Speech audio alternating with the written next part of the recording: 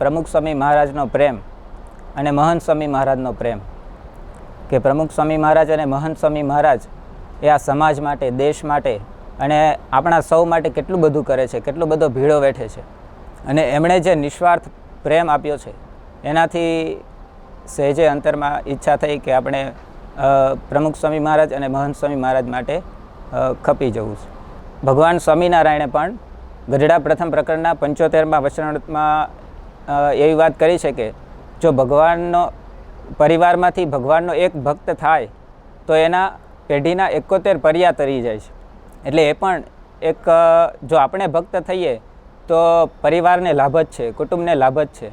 શતાબ્દી મહોત્સવના ચરમસીમારૂપ જે ઉત્સવ ઉજવાઈ રહ્યો છે એમાં પણ અમને ખૂબ આનંદ છે, કારણ કે પ્રમુખ સ્વામી મહારાજે સમાજ માટે કેટલું બધું કર્યું છે. એમના જે અનંત ઉપકારો છે એ ઉપકારોનું ઋણ ચૂકવવાનો જે આ અમૂલ્ય અવસર એટલે આ શતાબ્દી મહોત્સવ, એ શતાબ્દી મહોત્સવમાં